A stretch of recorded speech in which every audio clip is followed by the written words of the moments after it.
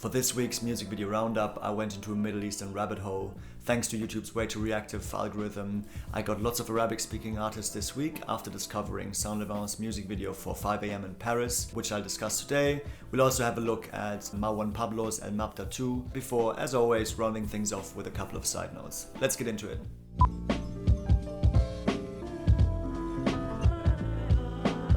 From what I can tell, Marwan Pablo's music video for El Mabda 2 centers at least a little bit around his long-awaited return after his hiatus a couple of years ago, where he took a break from making music and performing completely. He's one of the most famous and influential artists in Egypt, and his journey and other tropes are visualized in the video and are creating some powerful contrasts. The huge outdoor area where they filmed the music video allowed them to move around freely and transition between different segments and sets of the narrative, either through camera movement or through the edit. By having him walk on stage facing the back of his head, we might even assume this is a live video from his big return concert. For me, him moving onto the stage, the audience rushing in, and the crane moving in into a mid-shot of him really places it in the world of music videos. Compare this to when I talked about 21 Pilots video for Next Semester 2 weeks ago and how they were able to create a steamy, authentic atmosphere for a packed venue. In Marwan Pablo's case, the concert is merely a segue into the music video's narrative and a reference to his big return after his hiatus between 2020 and 2021. In the next segment, we see him walking across a massive table filled with food where lots of rich people are wining and dining. In the background, we see lots of people queuing what I assume to be a soup kitchen.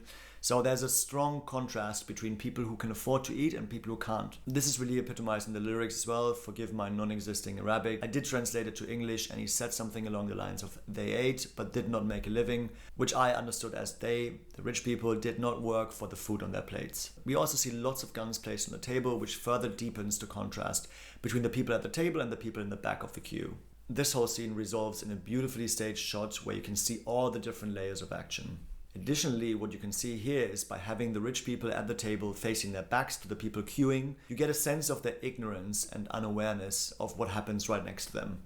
This scene leads into my favorite segment as a sideway dolly shot of him walking, being followed by a spotlight which is also mounted on top of the dolly, tracking him while he moves around. Everything else is in complete darkness. Only through the spotlight we see and reveal what's happening in the background layer. All the action in the background layer is frozen, which creates a nice dynamic contrast between Marwan Pablo moving in the foreground and everything else in the background being really still. He leads us into another set where boxes of goods are propped up behind him. The colors red, black and green and the stencil of the rose suggest a bigger social and political comment in the music video, the rose often being used as a symbol for freedom and revolution. If this bigger social and political comment focuses only on Egypt or other Middle Eastern countries is not clear, I really had to think of Palestine. Then again, red, green and black are the Pan-Arab colors and can be found on lots of Middle Eastern and Arabic-speaking countries.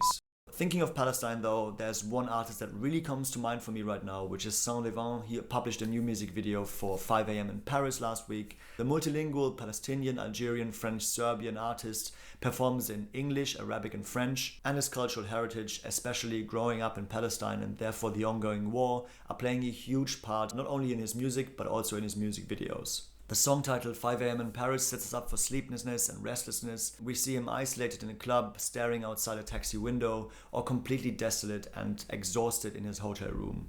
The colors are really dim and blue, visualizing that loneliness as he roams around the club where everyone around him is dancing. As the song's hook starts, we see a beautiful warm beam of light panning through the shot, revealing a poppy flower. This time, the symbolism isn't as ambiguous as when we talked about Marwan Pablo's video. The poppy is the national flower of Palestine. Contrasted by the blue in the Parisian club, we now see a big house illuminated by the same beams of lights panning through the shot, revealing a massive olive tree in the middle of the house. This state of loneliness and despair is translated even further. We see himself as a young boy playing football in the actual cold club environment, crossing the border of dream and reality. These glimpses into another world I think are working beautifully as transitional devices between the different countries. Suddenly we are in Palestine, rushing with a handheld camera through the tight alleyways, following the same boy that we saw playing football in the club. Super 8mm footage is then used to further deepen the sense of being drawn to Levant's past, having grown up in Gaza. Super 8mm footage plays a huge part in my life, so I love seeing it being used with a proper sense in the narrative. Often it's just slapped on to create like a cool film look, which is obviously also fine, but it really hits a spot with me when it's used with an emotional connection to the artist, to the song, and to the music video. My grandfather filmed many rolls of 8mm and Super 8mm, starting as early as 1961. It is a magical, uncanny, and beautiful feeling at the same time, seeing your grandparents at an age very close to yourself, and also seeing members of your family running around as children. Also, the technical side of it really fascinates me, so I spent a good amount of time and a little bit of money digging into the best ways of digitizing the footage and therefore making it accessible to other family members. I really wanted to find a way to honor the quality of the film stock that didn't set me back roughly $175,000 just like this laser graphics director model. Film Digital in Germany offer a great service, and they also sell modified projectors and custom lenses. In my case, a Micro Four Thirds to C-mount adapted macro lens that fits on my Blackmagic Pocket Cinema camera 4K. The other side of the lens fits in the projector lens fitting and therefore provides a really enclosed system for digitizing the film. I don't want to get too technical here. I can definitely do another video about this maybe in the future. I just wanted to emphasize that the use of Super 8mm footage in Saint Levant's case really resonated with me. But yeah, back to 5 AM in Paris now. The edit is always contrasting him by his own with groups of people enjoying each other's company and caring for each other. The young boys playing football are used as a narrative and visual motor to pull us through the neighborhood, showing us the city. Just like when the boy played football in the club in Paris, at a later point we see Saint Levant hallucinating an olive tree on vast lands outside his hotel room window. After this second border crossing between dream and reality, we see him actually in Palestine with the group of boys playing football. The video ends with a match cut between the young boy to Saint Levant, both overlooking the beautiful city. Summing things up, my favorite bit by far is the warm beam of light panning over the poppy and the olive tree. As a tool of visual language, I think it really works well to translate his loneliness and his longing for Palestine.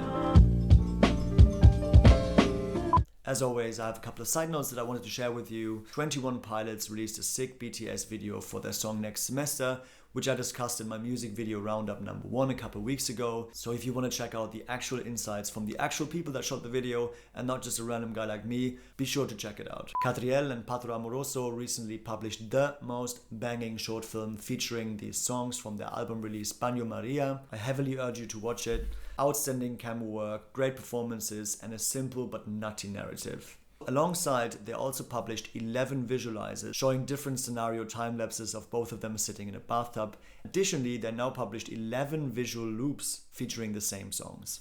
They're really boosting the visuals accompanying their release, which I love to see. The formats of short or looping videos have gained a lot of popularity over the last year, I'd say, which I think is great to see.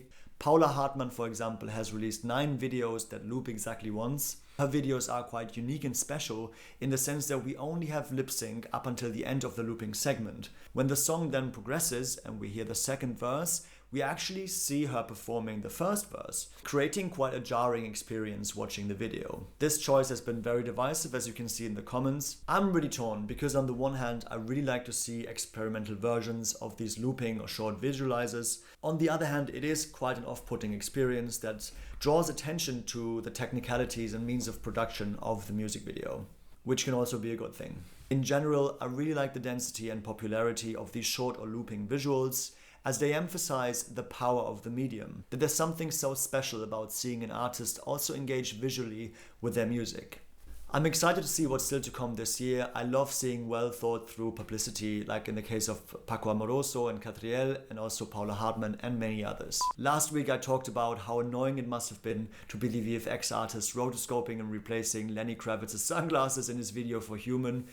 A couple days later, I'm stumbling into Sabrina Carpenter's video for Espresso, which features lots of the same issue.